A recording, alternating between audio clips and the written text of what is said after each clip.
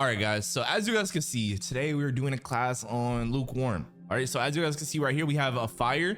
The fire is smiling. It has like some good vibrations. It's warm, good vibrations, things of that nature. All right. And then we have the ice cube, frowny face. It's showing that it's sad.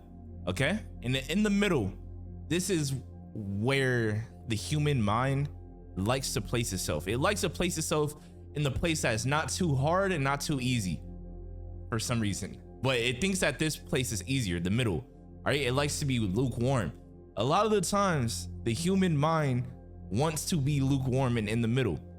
But today, I'm gonna show you guys why it's important to not be in the middle. You do not want to be here, and unless you decide to be here, you typically don't want to be here. You want to be this right here. All right, so let's get right into it. All right, so lukewarm.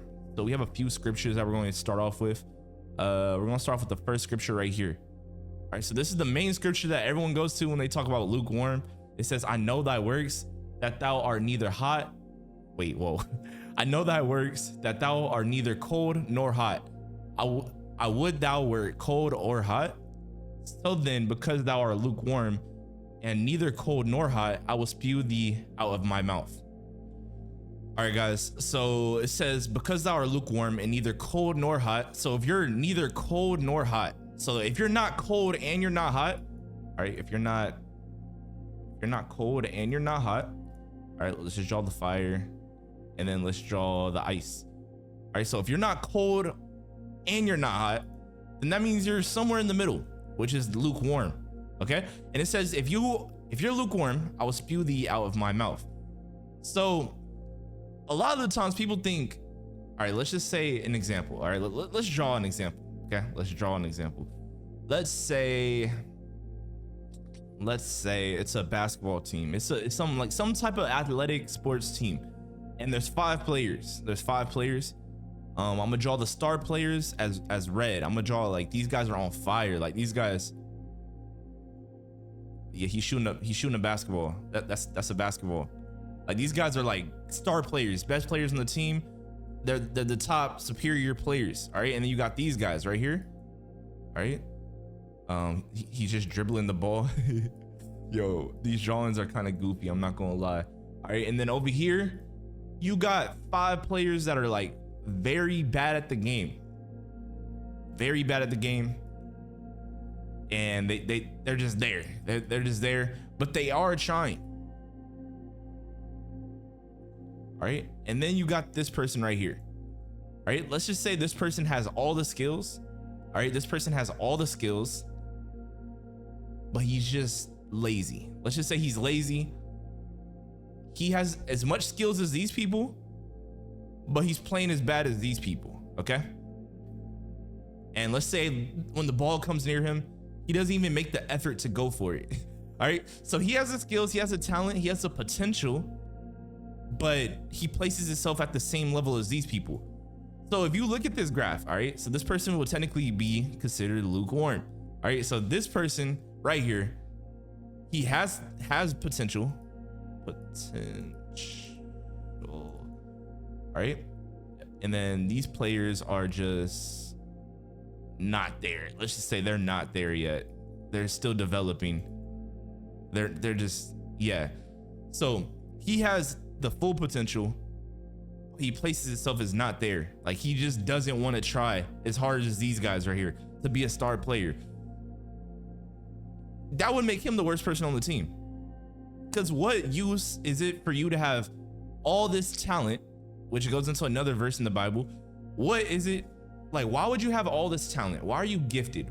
Like why do you have all these skills? Why do you have all these abilities? Why do you have the potential, but you want to place yourself as someone that's over here? And what the human mind thinks, the human mind, if someone's lukewarm, all right, they think they're in the middle, but there is no middle really. If you really think about it, there is no middle, because that scripture said, I will spew thee out of my mouth. So let's just say obviously I can't put myself as in a perspective of Yahweh or God, but let's just say he was looking at this team right here. Let's just say he was a coach. This person would make the coach mad. This the coach would look at this player right here, see that he has the potential. He's seen him play good before, but he's just lazy or he has no excitement, and he places himself at this area. So this will be the person that like you would kick out the team. Just like in the scripture said, I will spew thee out my mouth. Like you don't want this player on your team. These players, they probably don't have the skill yet, but they're still developing. They might be trying, they might be putting a little bit of effort. They might just not be good. But this player is literally a good player that doesn't want to be good. All right. So the human mind often places itself in the middle of decisions. For example, let's just say you have two friends arguing. Truthfully, there's always something there's always a right and there's a wrong. There's never really like a middle ground. Like it's either someone did something immoral or someone did something bad to the other person, and the other person is the victim of it. So it's like the human mind, let's just say they're your two friends, the human mind will try to play in the middle. It will try to play in the middle because it doesn't want to make this friend mad, and it definitely doesn't want to make this friend mad. So it won't choose a side. It'll try to play both teams. And this is what a lot of people do with Yahweh, who's the God of this world. All right. A lot of people have their own name for God, but after all my research, it always leads to Yahweh. Okay. So when I say Yahweh, I'm saying that as God. Okay. Anyways, a lot of people, let's just say this goes in. All right. So people, let's just draw the devil right here. Boom. Everyone thinks the devil looks like that. All right. And then for Yahweh, we can draw. Dang, what can we draw for you?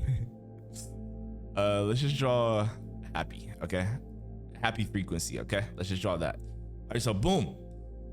So it's the same thing for this. All right. Same thing for this. When people go to churches, when people navigate their whole life. All right. Let's just say someone's a Christian, which I'm not a part of any religion. I'm Hebrew. I follow Yahweh. I'm not part of any religions, but this is an example because I grew up around a lot of Christians. All right. So a lot of Christians. Okay. I'm just going off the average people that I've known from my past experience. If this doesn't include you, if you are a Christian and this doesn't include you, then it won't include you. But if you feel like if I'm talking about you, then that means you can relate to this situation. But I'm just going to explain it. All right. So Christians, when I grew up, a lot of them would, all right, they go to church on Sunday. All right. They go on Sunday. They're holy. They're holy on, hold up. I should draw it over here. All right. They're holy on Sunday. All right. Sunday. They're super holy, singing, praying, studying, all those things of that nature. But that's that one day. So for that one day, they could put themselves at that happy frequency. But as soon as that day ends, they're either here or here from what I seen. All right. So why I said here, because literally Saturday and Friday. Okay. Saturday and Friday. From my experience, when I grew up, they'll be partying or at the club, doing the most random activities, the most random, degenerate, ungodly activities. They'll be doing that for 2 days, but then they'll go to church on that one Sunday morning, right? Okay. So basically it puts themselves, all right, when they do that, it puts themselves over here. Like it puts you further away from Yahweh or God. All right. But a lot of Christians, let's just say a lot of people that go to church, they place themselves right here. Okay. They might not go do these things over here, but they might not be fully into the religion. So they're always like lukewarm. And as we know, if you're lukewarm, we're finding out that that's actually a very bad thing. It says if you're not hot and you're not cold, you're still going to get, because let's just say you choose the devil's side. All right. Let's just say someone chooses the devil's side. We all know that the devil's going to lose. And then like the ultimate place that they go is hell. Okay. And this person, they choose Yahweh's side. They choose God's side. So their life is always heaven. Okay. So there's no middle between that. It's two sides. There's not three sides. Like there's not a place where it's like okay, just because you didn't choose between hell or heaven, I'm gonna let you just be in the middle. He said, no, I'm gonna spew you out my mouth. Like, you can't pretend to be good. You can't fake it. You can't pretend to be good one day and be bad the rest of the 6 other days. Yahweh said, he basically said it, if you want to be lukewarm, I don't want you. Like, I don't want you. When it comes to Yahweh, when it comes to God, he wants 100% certainty. Like 100% certain. You have to choose him. You have to choose him. Like there's no other option. You choose him or you don't choose him. He doesn't want any unwavering faith. All right. And there's a lot of scriptures I can go with this. All right. But you have to choose him 100%. See, with Satan, it's kind of weird because you don't have to choose him. You don't have to choose him. But a lot of the actions in this day-to-day world are promoted by him, which people don't know that they choose him unknowingly. It's kind of weird. It's a very weird topic, but people choose him unknowingly. So if you're not 100% in a heaven state, let's just say a heaven mindset, a heaven frequency, then this is what you're choosing. And if you look at your life, if you look at the day-to-day things that you do, and you look at how your life is, like the results of it, because everything is cause and effect, right? Cause and effect. All right. So it's fair to say, if you live a life where all you do is 100% good, all you do is 100% good in every single thing that you do, you put 100% effort, you're 100% good, you're righteous, you put 100% effort towards heaven. Okay. You put 100% effort towards heaven. Okay. It's fair to say that since you do that as a cause, that's going to be your effect. So your life is going to reflect that. You're like, it's going to be an effect in your life. You're just going to become this heaven frequency. You're going to become that. All right. And it's safe to say, if someone lives a hell life, like all they do is things of hell and things of that nature, they're going to get that back. Let's say all they do is, all right, I'm just going to name off some sins. All right. All they do is murder, cheat, steal, kill, all the bad things, the worst things that you could think of. Their life is going to reflect that. That's going to be the effect of their life. They're going to live in hell. Their life is going to be hell. Okay? Because that's all they do on earth, I'll say. So with that said, now the person in the middle, all right, there was a person in the middle, the lukewarm person. According to that scripture, if you don't 100% choose this side, you're getting spewed out. You're getting pushed to this side anyways, because there's only 2 sides. There's only 2 sides. You can't play in the middle. You can't. All right. So let's go to the next scripture. All right, let's go. And the next scripture is, a double-minded man is unstable in all his ways. All right. So that's the next scripture. And let's draw that somewhere. All right. So a double-minded man is unstable in all his ways. All right.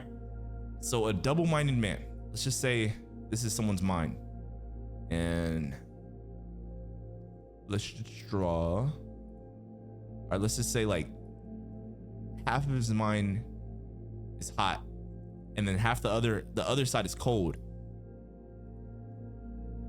Okay, so it's like boom. We should probably go into what these words actually mean, and it will actually show us a lot. All right, guys, so we're on lukewarm. All right, we're on the word lukewarm. So warm, having or giving off heat to moderate degree. So imagine, let's just keep looking. All right, right here, showing little or no interest or enthusiasm. So someone that's lukewarm is showing little or no interest. So it's like they're not fully excited, but they're not excited. So all right, so it also has neutral. All right, a lukewarm person's neutral. They're uninterested. Okay, they're uncaring. They're unemotional. They are disinterested, dispassionate. So they lack the full passion. Okay, let's look. Let's see if there's more words. They're indifferent. I know that word. I hear a lot of people say this word. This word means being neither good nor bad, mediocre. That's the perfect word Mediocre. That's the perfect word to describe a lot of what we're gonna go over. Okay, mediocre. So when someone's mediocre, I want to see what mediocre actually means. Of moderate or low quality, value or performance, ordinary, so. Okay, of average to below average quality, of low quality. Okay, so mediocre is described by having low quality. So back to that one example with the basketball players. So imagine this. It said these players are cold. All right, it says that these players are cold. Imagine if they're trying their hardest, they're just cold.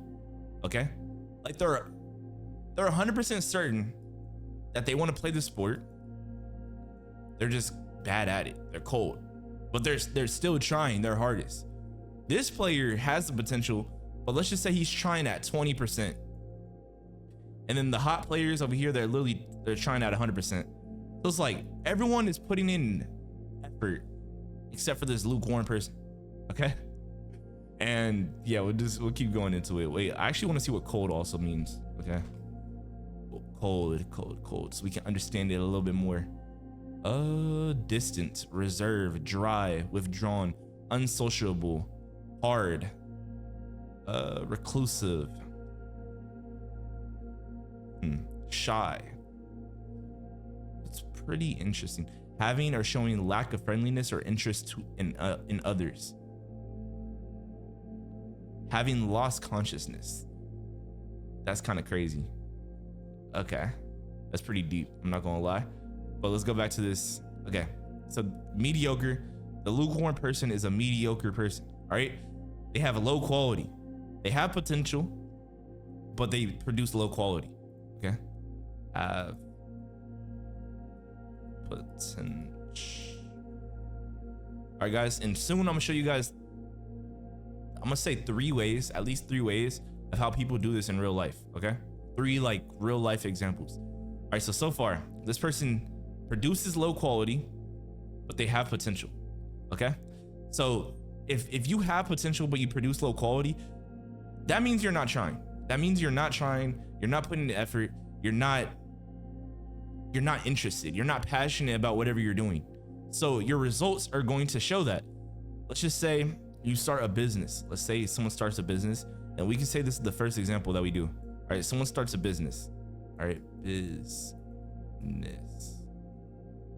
All right, someone starts a business, and let's say they're selling a product. All right, they're selling. But let's say they have to hand make this product. So their product is handmade. So boom, let's just say the first 30 days of their business, they're super passionate. They love it. Absolute passionate. Business is booming. Business is thriving. It's just going up. All right, it's going up. And then let's just say the 60-day mark hits. It's 60 days into the business, and they start getting uninterested. All right, they stop showing up as much. They're not taking orders as much. They're not fulfilling orders as fast. Their marketing's getting lazy. Everything's getting lazy. Naturally, this is going to happen. But since it's their business, they're going to still stay in it. They're still going to keep doing this business. Let's say it's like this business is their primary source of income, so they keep doing it. So naturally, they went from this point when they were super passionate, so they got a little bit disinterested. Now they're right here. And then now it's probably going to be like right here. They're going to have like some mediocre results. And now they're stuck in like this frequency. They're stuck in this frequency because when you go from here to here, and then now you're stagnant, and it's like you're in like this trap that you can't get out, you're going to be like this. This is going to be your frequency. You're going to be like, dang, like 30 days ago, we was just making $100,000 a month. We was doing $100,000 profit in sales. And then now, since it goes down, now you're sad. You're like, dang, bro, like I'm just trying to get back up. So now what I want you guys to think about, okay? How does this person get up? Based on everything that we've gone through, how does this person get up out of this trap? And the way that he gets up out of this trap, he increases, he goes from because basically he's lukewarm. All right. At first he was interested, and I spelled that so wrong. All right. At first he was interested, passionate, and then he became uninterested, and now it's that stagnant. So to change something that's stagnant, let's look at what stagnant means. Stagnant. Dang it. Okay, there we go. All right, not flowing or moving, motionless, frozen. So someone that's stagnant shows that you're like in a middle ground. You're like stuck. You're still. It says that you're literally frozen. So someone that's stagnant is basically as good as someone that's in that cold area. All right. So it says they're not flowing or they're not moving. They're motionless. They're still. They're static. Okay. Let's look at the definitions.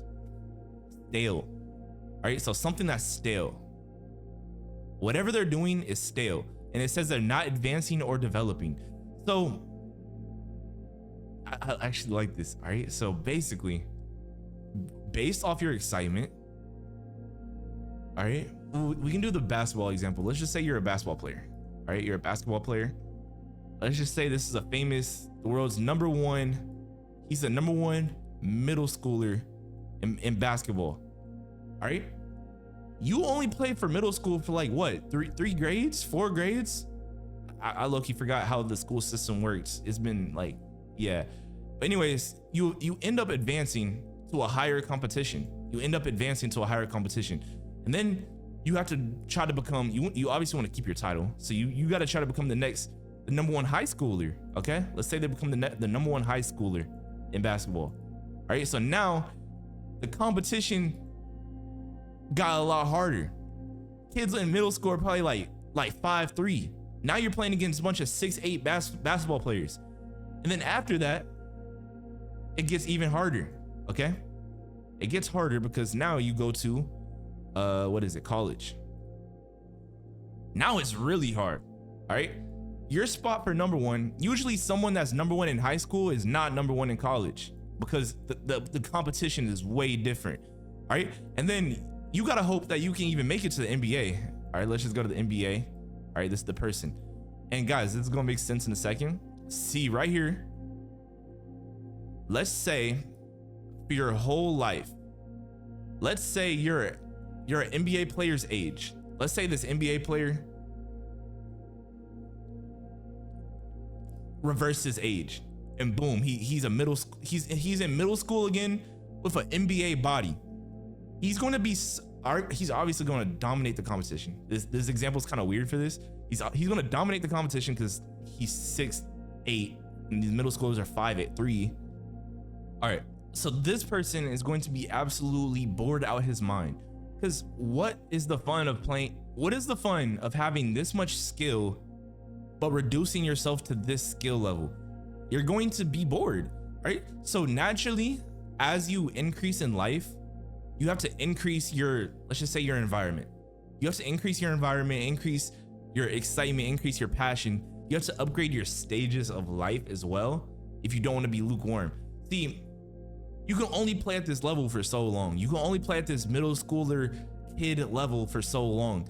And then you have to move up to high school, and it creates more excitement because, all right, now you're playing against people that are taller, better skill level. And then you move up to college, better skill level, more excitement, bigger crowds. It's like, as you ascend, as you go up, your environment, your passion, your competition, everything has to go up, because the worst thing for you to do is become stagnant. All right. Becoming stagnant is the worst thing that you could do. And if this person played middle school basketball for his whole life, he would end up quitting. Like, you would end up quitting. You'll be bored out of your mind. You would not find basketball exciting. If, let's just say, every basketball player in this world, and guys, this could be translated to any aspect of life. Okay. If you were stuck at middle school skill level for the rest of your life, let's just say someone played middle school basketball for 10 years straight, you will end up not playing basketball. You wouldn't play basketball if you didn't know you couldn't go to the NBA. Like, if that wasn't like even in your mind, If it wasn't fun to you, you would not play. Kids quit sports when they're not having fun or when it's too hard. See, here, it's another graph, okay? It's another graph, and it's like this. I'll say we can do like passion. All right, we can make this one passion, and then we can make this difficulty. Oh, it's so hard, right side up or whatever. All right, difficulty. All right, so your bar has to keep going up like this. All right, naturally, as you increase in life, you have to put yourself against bigger competition. Like, what fun is it if you just sat there and played middle school basketball for the whole rest of your life? You have to ascend. You have to reach that next level, and with that next level comes harder competition. But if you keep applying the same amount of work and effort and you increase your skills, then it's going to be easy still. Like, it's not going to be like way harder. It's going to be still easy, but you're going to have more fun. All right. And then the same thing with here. It's like you have to increase, you have to like keep going up. And I love this example of the stages and the progressions of like a basketball, how it goes middle school, high school, college, NBA, because it's a perfect example. All right. So your passion level has to meet the difficulty level. All right. Your passion level has to meet your difficulty level. If your passion level is beyond the difficulty, all right, and it's out of alignment of this graph, this bar right here, it's gonna die out. Like, you're going to get bored. All right. If the difficulty level and your passion level are out of alignment of like where it's supposed to be at, it's just gonna create conflict. Like, if you have actually hold up.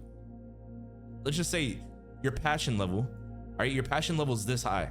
Okay, your passion level is this high, and the difficulty level is right here. You're gonna get bored. You're gonna burn out.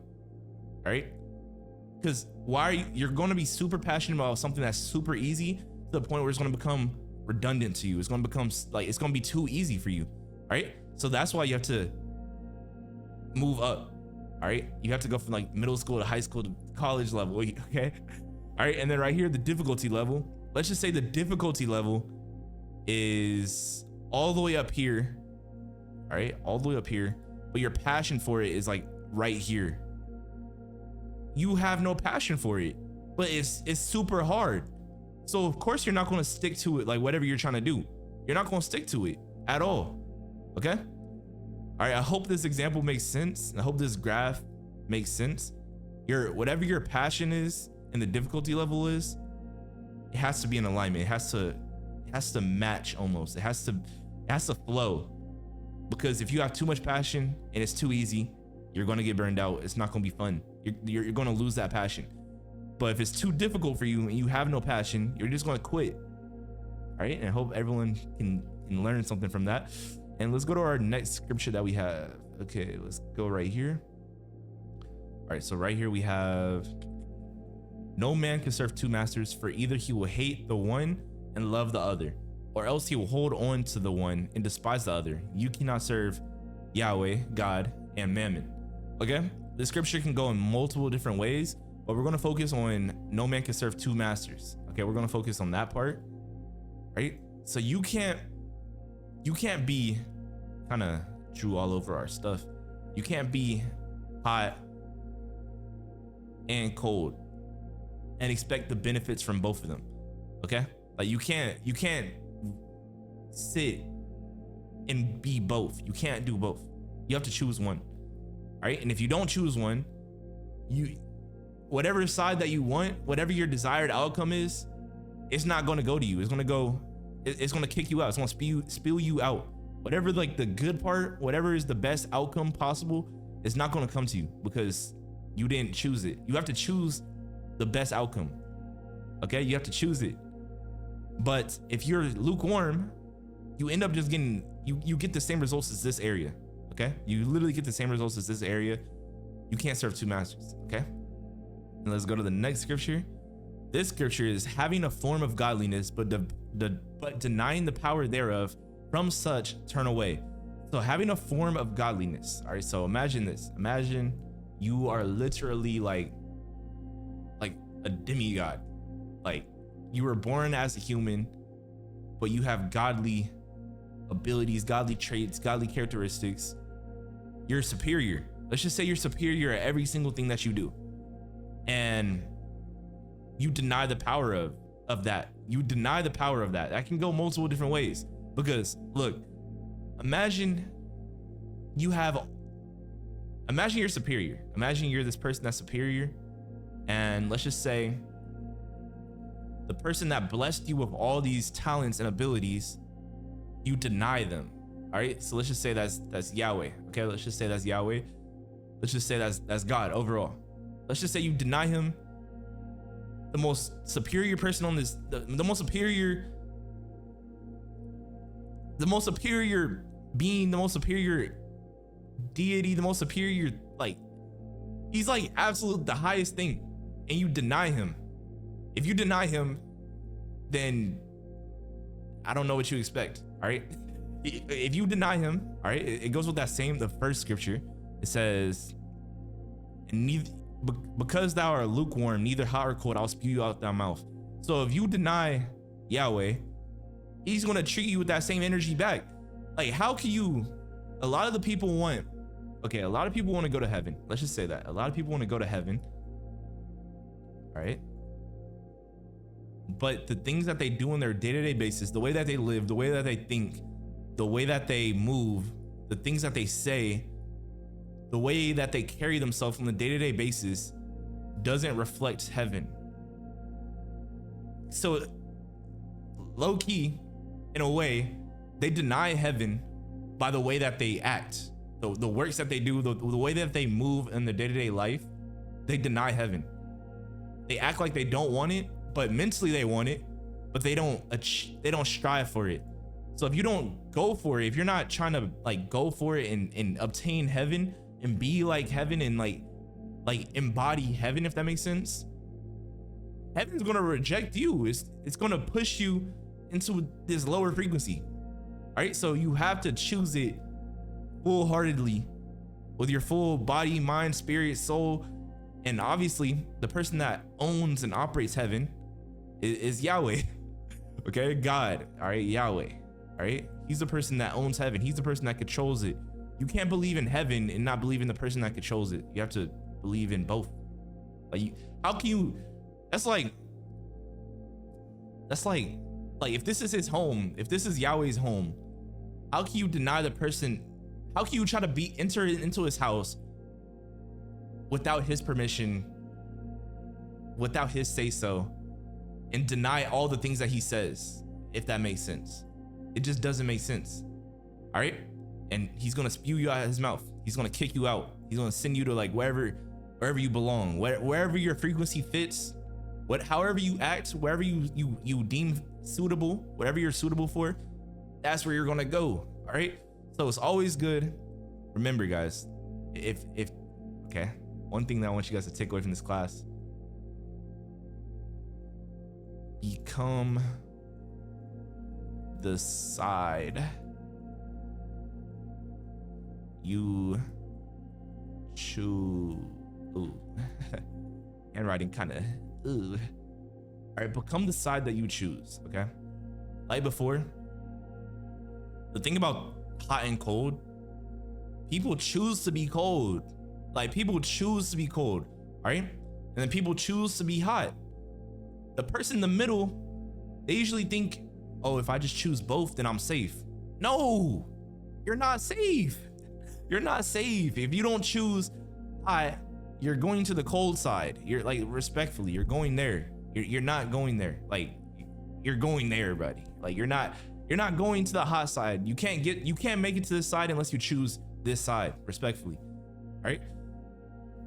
So you have to become the side that you choose. So a lot of the times you think mentally you put yourself here, but it's really the actions, the way you carry yourself, and the way that you're thinking that actually puts you on whatever side you want to be on. So make sure your habits, your actions, the words that come out of your mouth, the way that you're thinking, the way that you carry yourself, your mannerisms, all reflect on the side that you want to choose. Okay?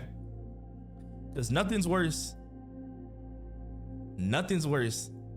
See, the person that chooses this side, let's just say someone chooses the cold side. They chose it. They chose it. So they know what, like, they know what's going to come with it. They know what's going to happen. They had free will and openly chose it. See, this person right here, they expect to go to this side, but it's like you're deceiving yourself. You have to choose this side 100%. You can't sit in the middle. All right. Anyways, let's go to the next scripture. Let's go to, but let your communication be yea, yea, nay, nay, for whatsoever is more than these cometh of evil. So this, all these scriptures like match up and have the same graph. So it said, let your answers be either yea, yea, which is like yes, yes, or no, no. Okay. All right. So imagine Yahweh, God himself is like, you, whoever, all the people watching this video, I'm just gonna say you, right? He asks you a question. He's like, heaven or hell? Where do you want to go? All right. And let's just say yes would be like heaven. Okay. You said heaven, and then no will be hell. Okay. And then the human mind, remember the human mind will probably start overthinking. He's like, wait, what? The human mind will start overthinking. You'll start analyzing the situation.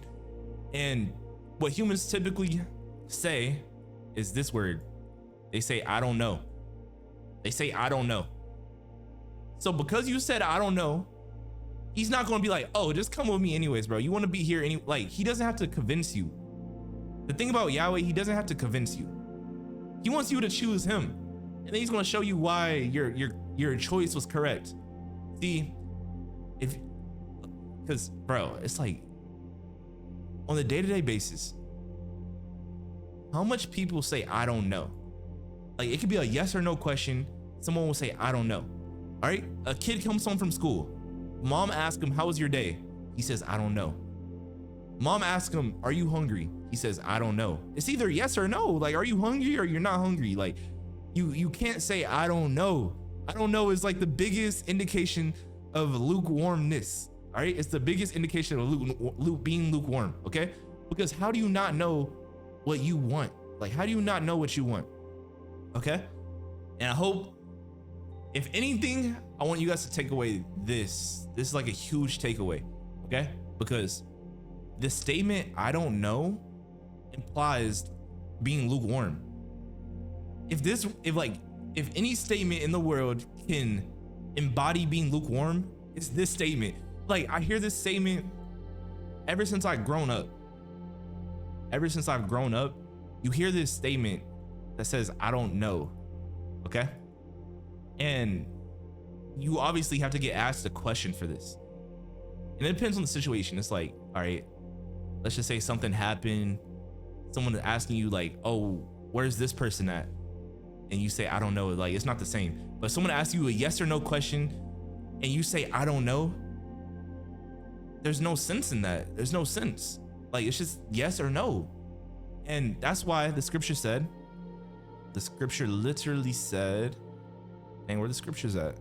Dang, we did a lot of drawing and says, it said, but let your communication be yea, yea, nay, nay, for whatsoever is more than these cometh evil. So if you say, I don't know, it cometh with evil. Because, bruh, it's just gotta study, bro. Just gotta study. Anyways, hopefully you guys enjoyed today's topic.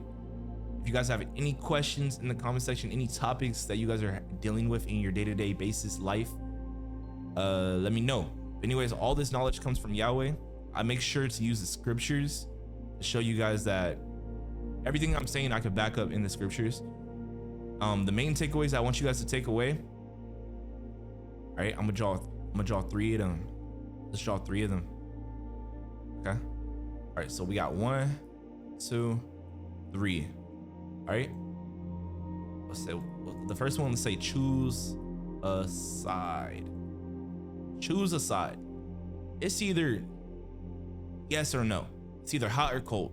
It's either hell or heaven. Choose a side. Okay. The person, let's say it's heaven or hell. Let's say it's heaven or hell. Heaven, let's just say hell, heaven. The craziest thing, if someone chooses this side, they know that they're going to that side. But if you're sitting in the middle, if you're the person that's sitting in the middle, you're like, if I play on both sides, like I'm not as bad as the people that chose this side, but I'm still doing the same things that these people are doing. He's both. He's both. All right. You can't be both, because this is the biggest deceiving thing that you can do. Honestly, if you really want to like paint the clearest picture, Satan wins if you choose this side. Okay. Satan wins if you choose this side, and Satan also wins if you choose the middle. Okay. Satan wins. He wins you over. Satan never wins. He can't win in the ultimate like battle, you know, but he wins you over if you're stuck in the middle or if you just choose his side. But if you just choose Yahweh's side, or if you choose Yahweh's side, you just choose heaven, like you win. You win. Yahweh already won. Yahweh wins. Yahweh is the winner. But if you just choose his side, you win too. But if you sit in the middle, you lose. If you choose hell, I mean, you definitely lose, but you chose it. So it's like you already knew you wanted to lose. Anyways, all right. So that was the first one. Choose your side. All right. Choose your side. I'm gonna say the next one is get out of the I don't know frequency. You got to get out that I don't know frequency. If you do something, say someone wants to be, they want this successful business. All right. If you have full passion, full conviction, 100% trust and faith that you're going to like succeed at that thing, you're going to succeed. Like it's going to happen. All right.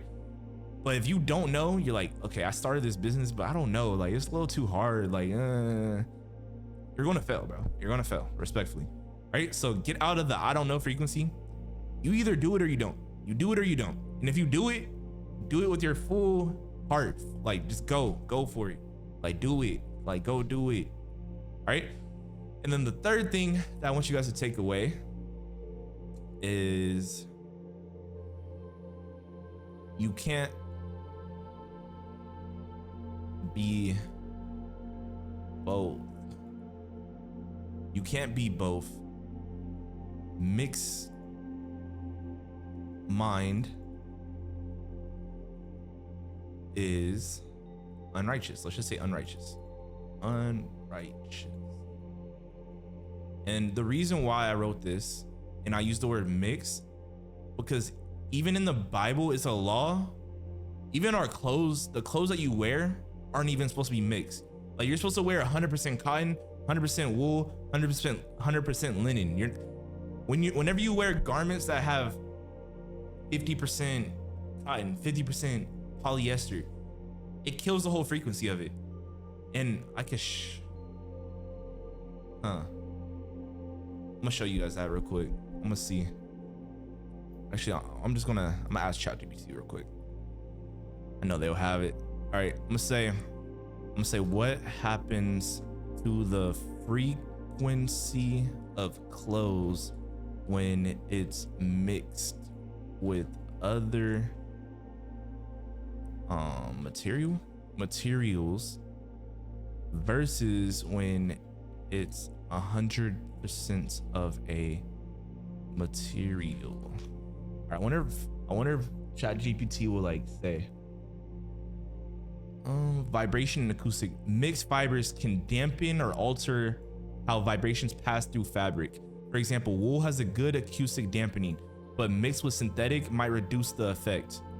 Okay, so when you mix something, it literally kills the effect of it, if that makes sense, right? So 100% natural, blended or more.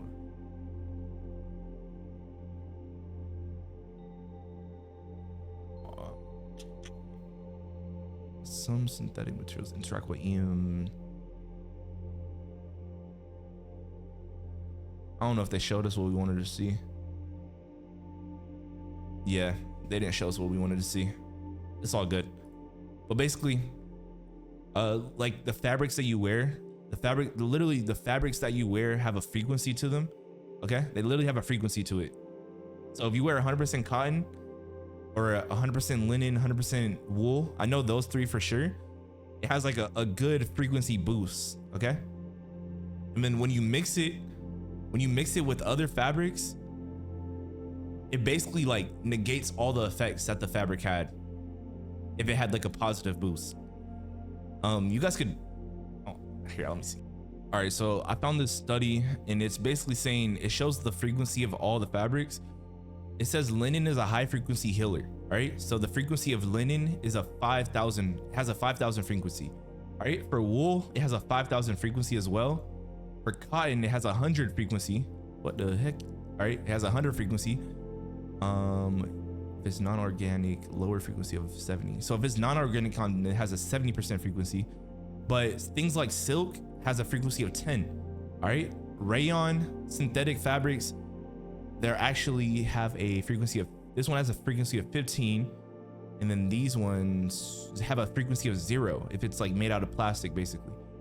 So all the fabrics that you put on your body have a frequency. So if you mix a high frequency, like we found out that linen has 5,000. All right, if it has 5,000, and let's just say you mix it with like some synthetic, let's just say synthetic that has 0 frequency, then your garment overall has 0 frequency in it. All right,